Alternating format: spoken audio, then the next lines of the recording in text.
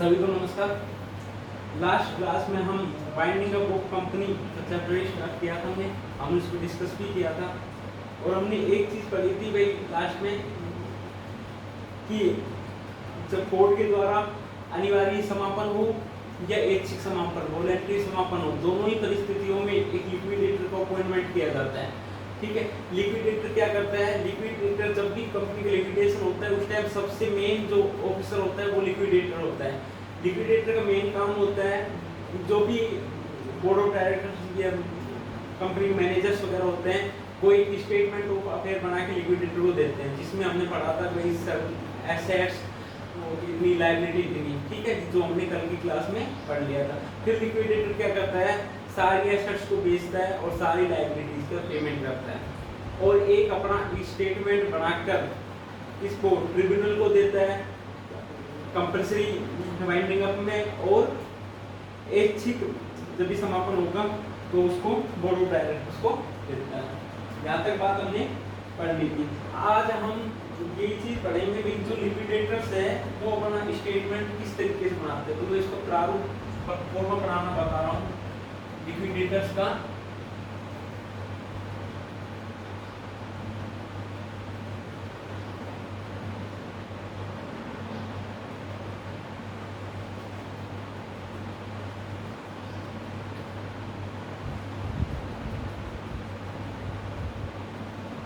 Final statement of liquidator ऐसे लिख देते हैं, final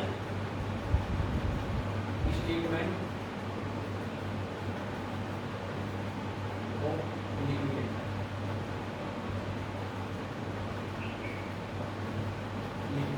final statement of liquidator, ये इसको कैसे कहते हैं? Liquidators final statement. हाँ, तो लिक्विडेटर के पास जो भी कंपनी के पास जो भी एसेट्स होती है उनको लिक्विडेटर क्या करके बेचेगा और रिसीव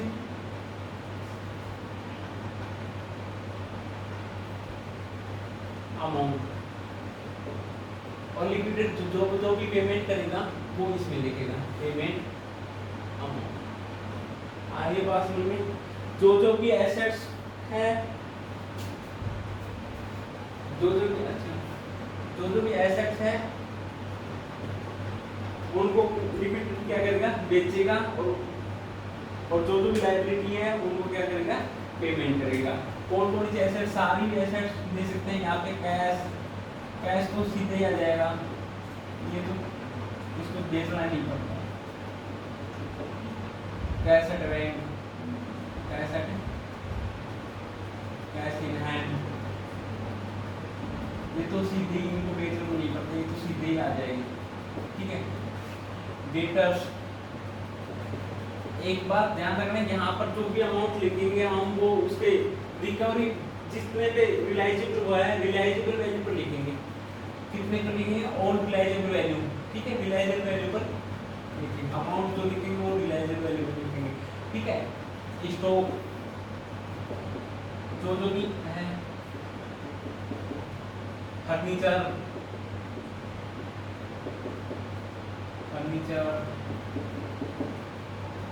प्लांट मशीनरी, जो भी एसेट्स हैं उनका नाम लिखेंगे। जितना भी बस रिलाइजेबल हुआ है वो अमाउंट उसके सामने लिख देंगे। ठीक है,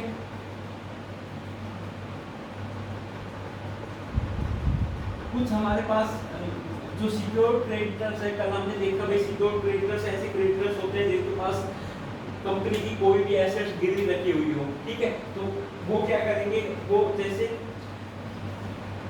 एक सिक्योर क्रेडिटर से 5 लाख रुपए कंपनी को क्या दे रखे हैं? लोन दे रखा है, और 5 लाख रुपए कंपनी से मांगता है।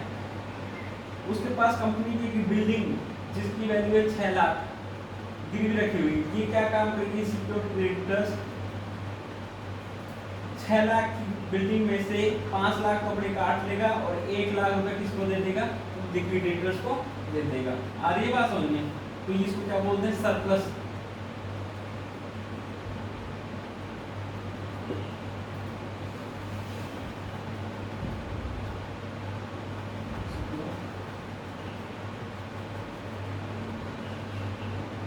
जो भी सरप्लस सिक्योर्ड एसेट से जो भी सरप्लस आएगा और अनपेड कॉल अनपेड कोड, ये सारी चीजें जो भी रिसिप्ट आएगी वो सारी चीजें इसमें यहाँ पर लिख देंगे। आई बात समझ में? कोई प्रॉब्लम यहाँ तक? अच्छा, जो भी अमाउंट आएगा ना, जो भी अमाउंट आएगा वो लिक्विडेटर एक सीक्वेंस में पेमेंट करेगा। इसका एक सीक्वेंस है, अपनी मनमर्जी से पेमेंट नहीं कर सकता लिक्विडेटर भी, ठीक है। ये सब कुछ लिखा कंपनी एक्ट के अकॉर्डिंग होता है कि सबसे पहले पेमेंट किसको करना है। तो सबसे पहले तो लिक्विडेटर लीगल चार्ज, कानून सबसे बड़ा है भाई, तो सबसे पहले तो लीगल चार्ज जो भी होते हैं ना उनका पेमेंट किया जाता है, जो भी लीगल चार्ज लगते हैं वो। फिर लिक्विडेटर क्या करेगा, खुद का रिम्यूनरेशन, लिक्विडेटर्स रेम्यूनरेशन, खुद का रेम्यूनरेशन, ठीक है। फिर जो भी लिक्विडेशन के एक्शन से हुए हैं, लिक्विडेशन के जो भी एक्शन से हुए हैं ना, लिक्विडेशन की जो भी प्रोसेस चल रही है उसके जो भी एक्शन से हुए हैं उनका पेमेंट किया जाएगा। आगे बात समझ में? इसके बाद प्रीफरेंशियल क्रेडिटर्स को पेमेंट किया जाएगा। किनको किया जाएगा? प्रीफरेंशियल क्रेडिटर्स। प्रीफरेंशियल क्रेडिटर्स के बारे में मैंने बताया था, क्या गवर्नमेंट का कोई भी टैक्स जो 12 महीने की अवधि का बकाया हो, ठीक है, कोई ड्यू या क्या हो बकाया हो, ठीक है, और एम्प्लॉय की कोई भी सैलरी तो 12 महीने में 4 महीने की सैलरी, ठीक है। यहाँ पर ध्यान रखना, जो मैनेजिंग डायरेक्टर्स होता है, मैनेजिंग डायरेक्टर्स को एम्प्लॉय में शामिल नहीं किया जाता। हाँ जी, प्रीफरेंशियल क्रेडिटर्स को पेमेंट किया जाता है। फिर इसके बाद डिवेंचर्स होल्डर, डिवेंचर्स होल्डर किसके द्वारा सिक्योर्ड रहते हैं? ये floating charge, floating charge,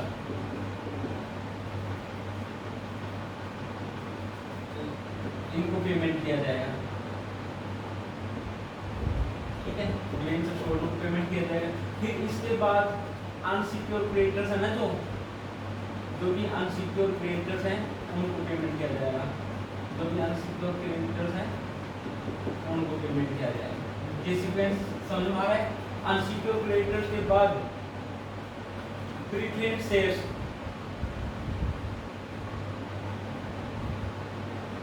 preference shares and dividend, and preference dividend, इसका जो डिविडेंड है ये, ठीक है। प्रीफरेंस शेयर्स के बाद में जो कुछ भी अमाउंट बन गया वो किसका होता है? इक्विटी शेयर होल्डर,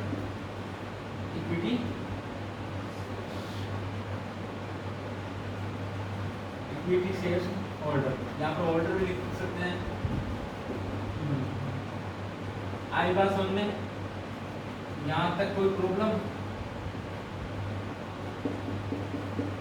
मतलब सारी एसेट्स को बेचकर या जो एसेट्स गिरवी रखी हुई है उनसे जो भी सरप्लस प्राप्त हो रहा है और जो भी पैसा वसूल होता है, रिसिप्ट होती है, उसको पेमेंट एक सीक्वेंस में किया जाता है। सबसे पहले लीगल चार्ज, फिर लिक्विडेटर्स का रेम्यूनरेशन, फिर लिक्विडेशन के जो भी एक्शन सेज होते हैं वो, फिर प्रीफरेंशियल क्रेडिटर्स, फिर डिवेंचर्स होल्डर को पेमेंट किया जाता है, फिर अनसिक्योर क्रेडिटर्स को पेमेंट किया जाता है, फिर प्रीफरेंस शेयर्स होल्डर को पेमेंट किया जाता है, फिर इक्विटी शेयर्स होल्डर को पेमेंट किया जाता है। आई बात समझ में? यहाँ तक कोई प्रॉब्लम? किसी को कोई प्रॉब्लम नहीं है? ये हमने एक नॉर्मल समझने के लिए बनाया है, ठीक है। और इनके बाद डिटेल में थोड़ा सा भाई हम जैसे इलिस्ट्रेशन करेंगे वैसे इनकी डिटेल भी पढ़ते रहेंगे साथ साथ, ठीक है। हाँ,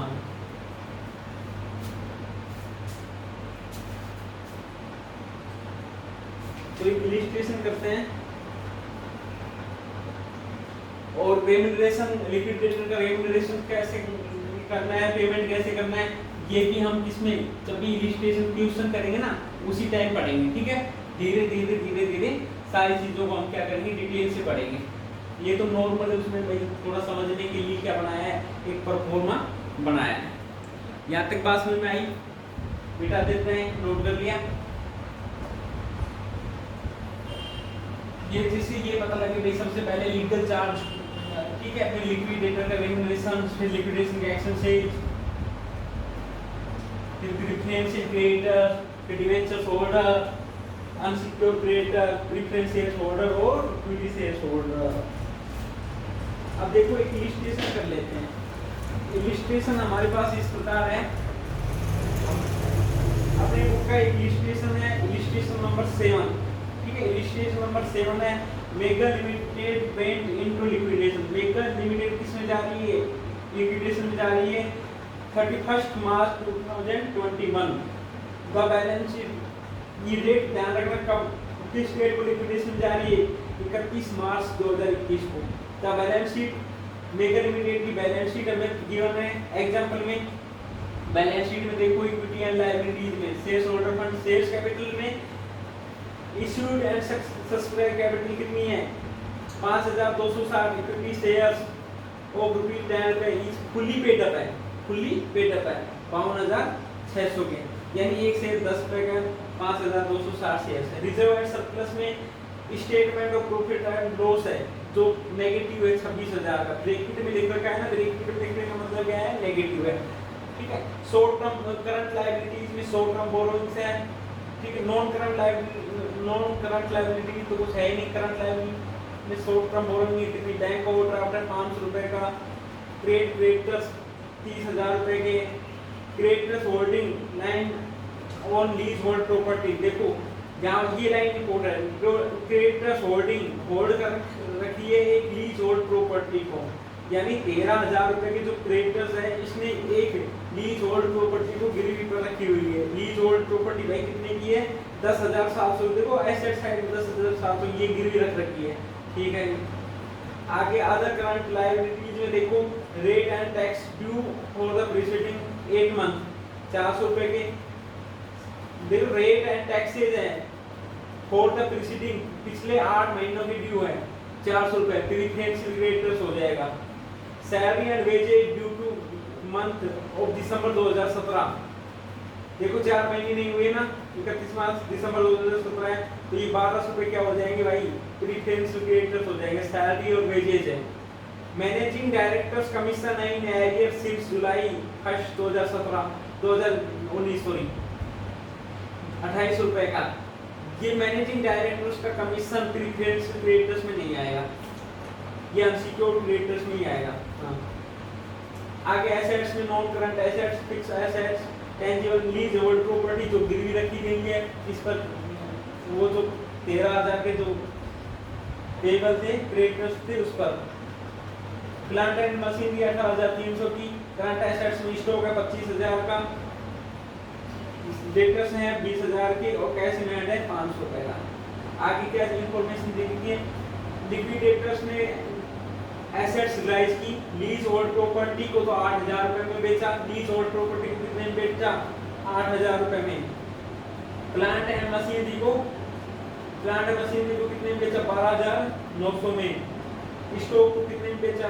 14,500 में। सन्डे डेटर्स से कितने रिकवर हुए? 18,000। लिक्विडेशन के एक्शन से 290 रुपए के थे और लिक्विडेटर का जो रेम्यूनरेशन है उसकी रेट बता रखी है। लिक्विडेटर्स का रेम्यूनरेशन की 2 रेट बता रखी है भाई। क्या? एक तो एसेट से जो भी रियलाइज हो रहा है ना, एसेट से जो भी रियलाइज हुआ है उस अमाउंट पर 2%, एसेट्स पर जो भी रियलाइज हुआ है उस अमाउंट पर कितना परसेंट लेना है? 2%। और अनसिक्योर्ड क्रेडिटर्स पर, अनसिक्योर्ड क्रेडिटर्स के लिए मतलब अनसिक्योर्ड क्रेडिटर्स इसमें शामिल करना है प्रीफरेंशियल क्रेडिटर्स। ये प्रीफरेंशियल क्रेडिटर्स भी अनसिक्योर्ड क्रेडिटर्स ही होते हैं, प्रीफरेंशियल क्रेडिटर्स भी अनसिक्योर्ड क्रेडिटर्स होते हैं, क्योंकि इनके पास कुछ सिक्योरिटी में थोड़ी रहता है, बट इनको पहले अपना पैसा पहले लेने का क्या रहता है? अधिकार रहता है, इसलिए इनको प्रीफरेंशियल क्रेडिटर्स बोलते हैं। हाँ जी, क्या कह रहे हैं? जो अनसिक्योर्ड क्रेडिटर्स प्रीफरेंशियल क्रेडिटर्स को इंक्लूड करते हुए उनको जो भी मनी दे जा रही है उसका लेना है 1.5%, ठीक है। और क्या बनाना है? लिक्विडेटर्स का फाइनेंस स्टेटमेंट बनाना है। करते हैं इसको।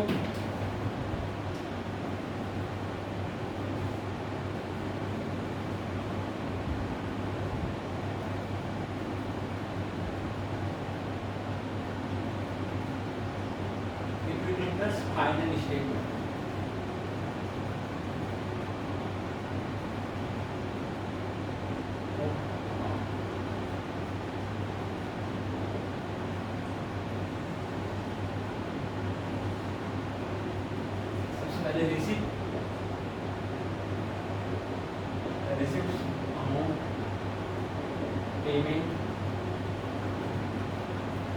अमाउंट, बताना भाई क्या क्या रिसीव हो रहा है। सबसे पहले तो कैश है, कैश कैश तो सीधे ही रियलाइज हो रहा है, कितने रुपए का है, 500 रुपए का, ठीक है। कैश के बाद अब देखो किसमें देखना है, अपने को देखना है जो रिलायजेबल वैल्यू है ना वो देखनी है। Realisable value plant machine, leasehold property, leasehold property तो गिरवी रखी हुई है, इसको नीचे लिखेंगे सबसे, ठीक है। प्लांट मशीनरी,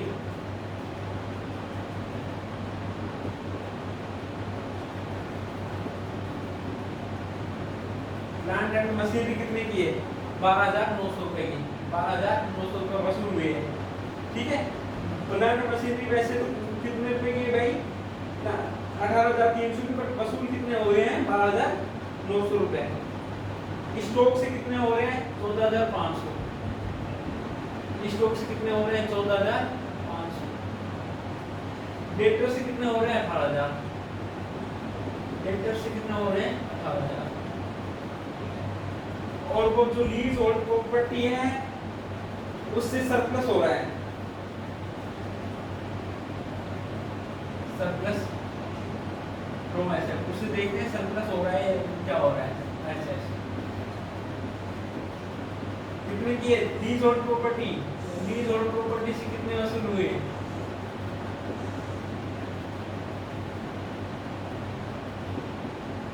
कितने वसूल हुए, 8,000। और इसमें लेस कर देंगे, उसको पेमेंट भी तो किया है ना सिक्योर क्रेडिटर्स को, पेमेंट कितने का कर दिया भाई, वो तो कितना पैसा मांगता है, वो तो हमसे कितना मांगता है, 13,000 मांगता है, हाँ 13,000 मांगता है, बट हम उसको 8,000 ही दे पाएंगे क्योंकि लीज होल्ड प्रॉपर्टी से 8,000 वसूल हुए हैं, तो 8,000 तक का पेमेंट ही कर पाएंगे, बाकी 5,000 अनसिक्योर क्रेडिटर्स में जोड़ जाएंगे, ठीक है। ये जो क्रेडिटर्स है ये 5,000 किसमें जुड़ जाएगा, अनसिक्योर क्रेडिटर्स में जुड़ जाएगा, क्योंकि 8,000 ही वसूल हुआ है यहाँ पर, हाँ जी। इनका टोटल कर लो, इनका टोटल कर देंगे, यहाँ पर टोटल आ जाएगा 45,900। अब देखो पेमेंट, सबसे पहले लीगल चार्ज, लीगल चार्ज है क्या, क्वेश्चन में लीगल चार्ज नहीं है, ठीक है। तो दूसरे नंबर पर लिक्विडेटर्स का रेम्युनरेशन, लिक्विडेटर्स का रेम्युनरेशन, लिक्विडेटर्स का रेम्युनरेशन दो अमाउंट पर बताना है। एक तो क्या कह रहा है, 2% तो किसका लेना है, जो एसेट से रिलाइज हुआ, एसेट से रिलाइज कितना हुआ, देखो यहाँ तक देखो कितना हुआ, एसेट से रिलाइज, यहाँ पूरी एसेट्स रिलाइज यहाँ तक ही है, यहाँ तक लेना है पूरा, 45,900, ये भी जोड़ दो 8,000 की, तो ये कितना हो जाएंगे, 53,400 हो जाएंगे।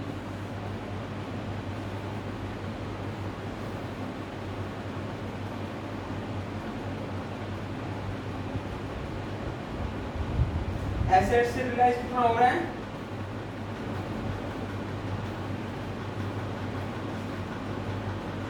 देखो कैश, कैश से तो कुछ रिलाइज हुआ नहीं, कैश से तो कुछ रिलाइज हुआ नहीं, कैश को क्या बेचने गया था क्या लिक्विडेटर, कैश को कहीं, देखो कभी कभी क्वेश्चन में ऐसा आता है कि जो अमाउंट, ठीक है, यानी जो मनी, या ऐसे कह सकते हैं वेल्थ, जो वेल्थ रिलाइज हुआ है ना, तब तो हम कैश को इंक्लूड कर लेते हैं। बट अगर क्वेश्चन ये कहे कि क्या करना है, जो एसेट्स को बेचने पर रिलाइज हुआ है, तो कैश को तो बेचने नहीं गया ना, कैश तो सीधा सीधा मिल गया, इनको बेचा है मार्केट में, तो इनसे रिलाइज हुआ है। प्लांट मशीनरी से 12,900, स्टॉक से 14,500, और डेटर से 18,000, और लीज होल्ड प्रॉपर्टी से 8,000, ठीक है। तो ये 45,900 है, इसमें 8,000 तो जोड़ दो 53,900, और ये 500 रुपए कैश कटा देंगे, कितने बचेंगे, 53,400 बचेंगे, क्योंकि कैश रिलाइज हुआ है। अगर क्वेश्चन हमें कहता ना कि कैश को शामिल करना है, तो हम कैश को शामिल कर लेते, पर हमें क्वेश्चन कह नहीं रहा, तो हम कैश को शामिल नहीं करेंगे। तो कितना लेना है, 2% लेना है, 53,400 का, ये कितना हो गया, 1068, ठीक है। और क्या कह रहा है, जो प्रीफरेंशियल क्रेडिटर्स और अनसिक्योर क्रेडिटर्स को जो पैसे दिए हैं उनका कितना ले रहा है, 1.5%। तो प्रीफरेंशियल क्रेडिटर्स देखते हैं, हमारे पास प्रीफरेंशियल क्रेडिटर्स कितने के हैं। प्रीफरेंशियल क्रेडिटर्स देखो, प्रीफरेंशियल क्रेडिटर्स कितने के हैं, तो 400 रुपए की तो टैक्स ड्यू है और 1200 रुपए की सैलरी ने भेजे की है, तो 1600 रुपए के प्रीफरेंशियल क्रेडिटर्स हैं। तो 1.5% निकालना है इसका, तो 1600 में 5% करेंगे कितना आ जाएगा, 24 रुपए आएंगे, ठीक है।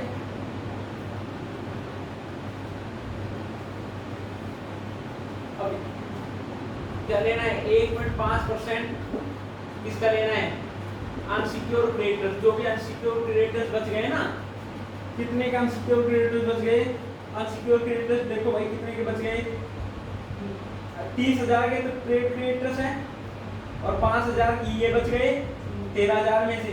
13,000 के भाई तो क्या थे, पार्शियल सिक्योर्ड थे ना, इसमें कितने बच गए, 5,000 के बच गए, क्योंकि 8,000 का पेमेंट हो चुका, 5,000 का बच गए, 30,000 और 5,000 35,000, ठीक है।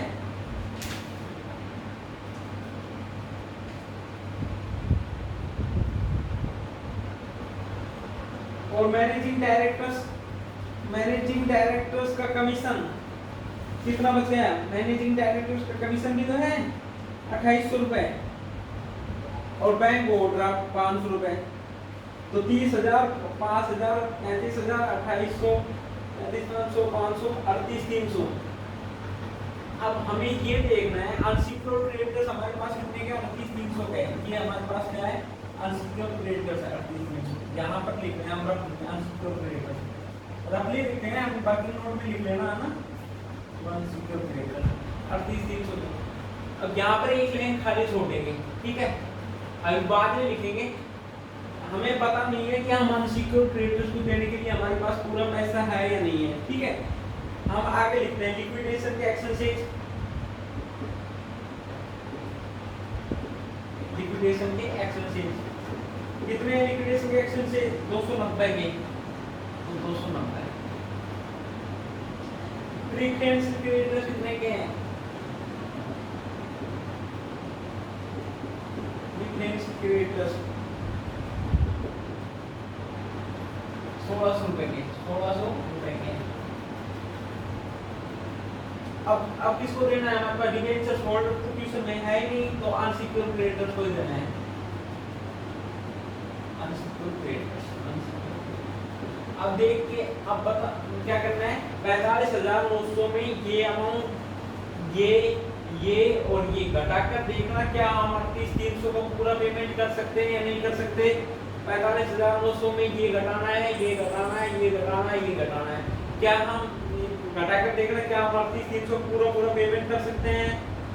घटाने से हम पता चला भाई हम कर सकते हैं, ठीक है, हम कर सकते हैं। तो हम यहाँ पर इनको पूरी रेट से क्या कर देंगे, 38,300 का पर क्या दे देंगे, रिम्यूनरेशन दे देंगे 575 रुपए, 575 का। नहीं तो हमारे पास जो भी अमाउंट बचता ना बैलेंस अनसिक्योर्ड क्रेडिटर्स का, तो पूरा मैं देख के कम देना पड़ रहा है तो उस पर निकालते हैं। आएगा समझ में। अगले क्वेश्चन में हम उसी तरीके से, हमारा क्वेश्चन उसी तरीके से होगा। टोटल हम 16 को पेमेंट कर रहे हैं लिक्विडेटर्स को। अब देखो इसमें से ये घटाओ, अनसिक्योर्ड 38,300 हो जाएंगे।